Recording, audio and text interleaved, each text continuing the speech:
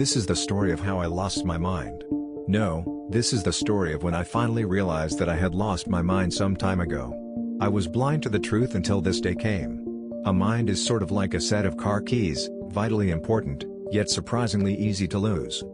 This was the third time I had taken synthetic mescaline. The first time I had tried 280 milligrams of the hydrochloride salt, which gave me a moderate experience, about 8 hours long, with vomiting about 3 hours in. I had also tried 100 milligrams of the mescaline sulfate salt, which created a lightly stimulating body high with a subtle shift in time perception, but no visuals or nausea. The most distinctive characteristics of the substance these first 2 times were a prevalence of cognitive effects over visuals, and a contrast between anxiety early on in the experience, with contentment during the later stages. I hung up the telephone at 1 o'clock, knowing that my friends, M and M2, would be due at my house within the hour. 1:30 My girlfriend assists me in reading out of a Jewish Orthodox daily prayer book, at my request, as I wanted to prepare myself spiritually for the day ahead. We recite together the prayer of the traveler followed by the Shehekianu, wishing God to guide me on my travels. Afterward, I felt peaceful and optimistic. Then I measured my pulse so I could monitor its rise if need be. It is a little fast today, about 85 BPM. No substances have been taken, I must just be a little excited. 1:50 My friends arrive. I have explained my plans to the mentor. I will be taking a combination of hydrochloride and sulfate salts, but I don't have enough mescaline to share with everyone else present. I will offer M and M2, instead, some 2CB. They will recreate and babysit for me. 2 o'clock M has had 2CB only once before, at 15 milligrams. M2 has not yet tried it. His last psychedelic experience was with 5-MeO-DMT, and today he is not in the mood for anything quite so intense. I give 20 milligrams of 2CB to M, and 15 to M2. Then I swallow 4 capsules of mescaline, totaling 330 milligrams of powder, 240 of the hydrochloride salt and 90 of the sulfate salt. 2:05 We put on the final album of George Carlin as we wait for our respective powders to take effect. 2:20 The mood is grimly humorous, thanks to Mr. Carlin. I am talking about a dentist's appointment that I had recently, where I was injected with a mix of Marcaine and epinephrine that made my face swollen and numb and my heartbeat accelerated for several hours. 2:25 M sees a pinkish hue to certain parts of the room. I am surprised how early the visuals are starting for him. All 3 of us feel a body high, but the effects otherwise remain mild. 2:30 We feel a rising tension as the effects build up.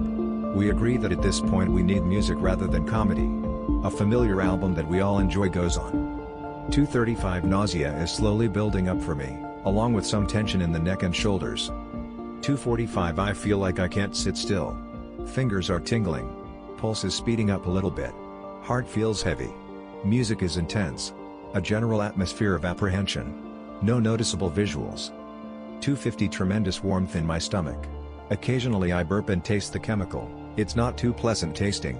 Nausea is subtle but persistent. Music is physically intense to listen to. 3 o'clock I am frustrated by the in-betweenness of my state, the inability to break through to a full hallucinogenic experience, and the lack of visuals. 3:08 M feels like he could handle more. I hand him a 5 mg capsule of 2CB, raising his total dose to 25 mg. M2 says that the ceiling is coming alive. It looks to him like a coral reef waving around underwater. Then he states that the ceiling looks like a carpet. Both M and M2 are seeing some trails. M's face is starting to feel numb. 3:15 M feels a little more removed from reality than normal. Like he's watching everything on a screen. I have a strong body rush, and mild intensification of color and sound. 3:20 I feel like I could handle a larger dose. I am still seeing almost no visuals at all, and feel ready for a full-on trip. I hold up a pill containing an extra 50 milligrams of mescaline sulfate and wonder out loud, should I take this too?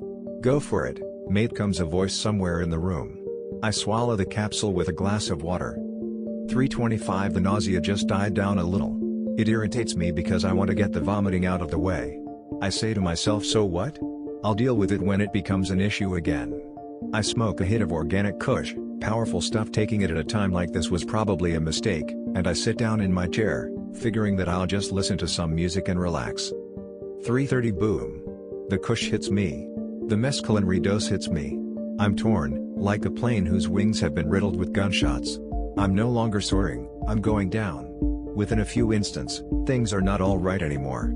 Something is going very, very not. Alright.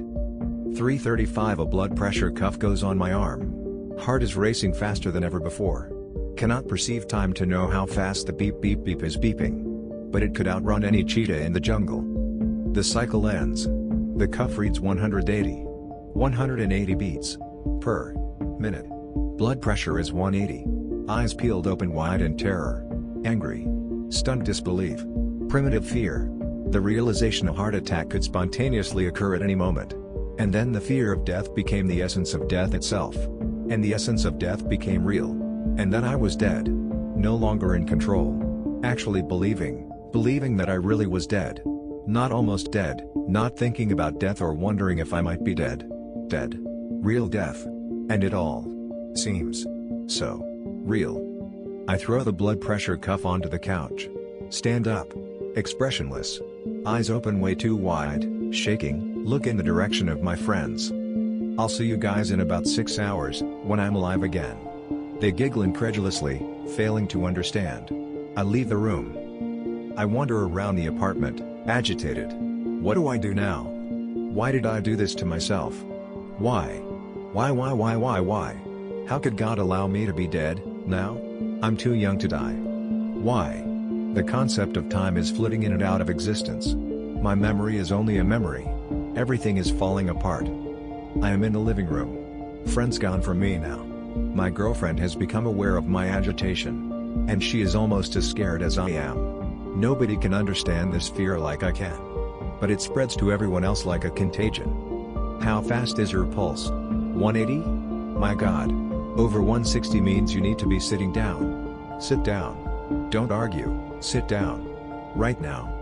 This has become a certified disaster, like a volcanic eruption spewing flaming tornadoes across a continent.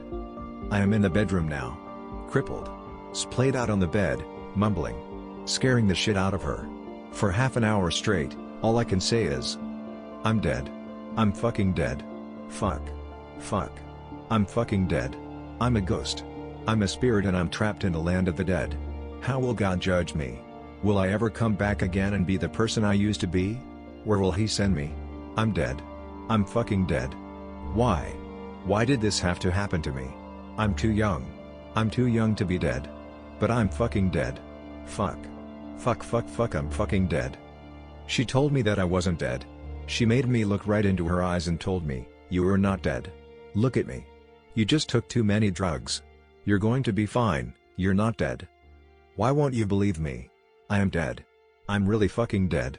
Should I be in a hospital? I think dead people belong in a hospital or morgue. Should I go to a hospital and then go to a morgue? Because I think I'm dying and I know that I'm definitely fucking dead. Look. Heart racing so very fast. Sweat pouring. How can I survive this? What if my heart explodes? It won't explode, she tells me. But what if it does? What if my chest cavity just bursts open wide and a monster jumps out, like the dream sequence at the beginning of Aliens? Why do people think I'm smart? All these friends tell me that I know so much. Everybody at work thinks I'm so damn good at what I do. Everyone thinks I know so much about chemicals. Look at what I do to myself. I'm not smart, I'm stupid. Honey, sometimes smart people just do stupid things, she says. I tell her, do one thing for me. Just tell me how I can untake that last pill. I can be alive again if I just go back and untake that one pill. When I am told that there is no way to untake what I already took, it makes me furious. She goes into the study to have a stern talk with my friends. I tell her not to, insisting that it was my fault, not theirs, and hoping she won't ruin their trips as well. She goes to bitch at them anyway. I lay on the bed and hyperventilate. Then I bolt up to my feet and run into the study and supersede her, saying, why did you encourage me to take that last pill and that hit of pot? Look at me now, I'm fucking dead. Nice job, guys. I need to vomit. That is the only thing that will cure me. But I can't do it yet. Even fingers down my throat in the bathroom doesn't work. I can't purge until my body is ready. I demand a recording device and go into the bathroom alone. I need to invent a religion now. I am warned that being L. Ron Hubbard is not an allowable activity in this apartment. I don't care. I have to try. Having seen the face of death, I feel like it is my job to create meaning for those who are still alive. But the things I say into the recorder have meaning only to myself. I sound passionate, but all I can really seem to express is that people are fragile. Because it is dawning on me that I am fragile, far more fragile than I ever gave myself credit for, that I do have limits and that it always is possible for any one of us to die. All it takes is a strong gust of breeze and, like dust, a person's spirit is scattered, every molecule parting, drifting. In a split second, a person's life disperses, waiting to be found later, in some other form, little bits and pieces, lost on the coasts of some distant, sandy shore. The pages turn and God laughs as we all just fall apart. Madness flows freely from every orifice in the room, which comes throbbingly alive as it drips and burns and flows in elliptical chaos all around me. I breathe unsteadily as I stand there, everywhere but really in no place at all. The stars are burning out of the sky and a billion years of repressed anger and cold regret are dripping down upon us, covering us all. The world breathes and aches and tumbles down a stairwell onto a rickety wooden floor. Fire burns all around me and freezes into ice that chills me to my frozen core. The ice burns the fire that melts inside me. The room is full of water, awash with inches or miles of some slowly drifting unknown ancient mold. And yes, being surrounded in shifting waters is completely normal. If you're a fish. But I'm not one. Or at least I wasn't one yesterday. What does it mean for me to be surrounded? What does death mean? And was I really ever alive at all? Every wood grain shows a face and every face has been there all along. Every bird is twittering. Every light is blinking. Every couch lays down on itself for a nap and falls asleep and never wakes up again. Every piece of wood splinters and breaks and the faces cry from smooth, firm eyelids until they can cry no more. The stars are still dripping and death is still here singing songs with us all. Will I someday find the pieces of my mind that now lay scattered across the beaches, sitting in tiny fragments upon every sandy shore? And how many wolves does a tooth have inside its mouth, anyway? The chickens have flown completely out of their coops. Their wings are flapping and their eyes are burning and their feathers are disintegrating and exploding and exploding. And exploding. And time is gone and death and madness loop across existence for years that stretch on endlessly, infinity multiplied by itself an infinite number of times and every year within it saturated with madness, once, twice, and then a few times more. Unimaginable, unmistakable, this is true madness, which is truly infinite. It doesn't sit still but stretches out wide, twirling, shaking, unlimited and unrestrained and unrestrainable. Totally uncountable. Not manageable at all. Like the pieces of my mind that still lay splintered and scattered across the tops of every table that has ever been discarded upon the banks of any sandy shore. The chickens have run completely amok, their teeth are chomping and flapping, clattering and clambering, struggling to emerge from a tiny hole at the bottom of a great and ancient wooden door. Eager to swallow the world into their greedy mouths, beaks, entrances? What is happening? What just happened? What? Please. Sometime around 4:30 or 5 o'clock I find myself back in the living room. Yellow-gray foamy liquid is leaving my throat and splashing into the bottom of a trash can. Finally. When the fluid leaves my body, my heart slows down and relief floods back into my veins. I feel infinitely better within instants of the purge. And slowly, very slowly I find my life beginning to piece itself back together, and I begin to regain control. It was only at this point that I realized I was very much alive. After that I was surprisingly free to do anything I wanted for the rest of the day. My girlfriend, M2 and I actually packed into a car and went out to an art fair that was about a mile away from our house. We walked through the tall, bright grasses and looked at paintings and sculptures and more paintings and the people who were selling them. The air was fresh, there was no scent of terror. We talked and walked and split up and joined up again and fed our senses with pleasing imagery. The nicer the picture we passed by, the longer we would stop to enjoy it. We came back home around 7. I watched TV. I got calls from a couple of people around 7:45 and was able to speak perfectly fine as I talked to them. I could easily act like everything was normal, everything was fine. But was it? I had argued with her on the way back home, in the car. She has become worried for my safety and my sanity. Hell, I have. I watched videos with my friends. And though I sat there and processed the images, inside I was disinterested.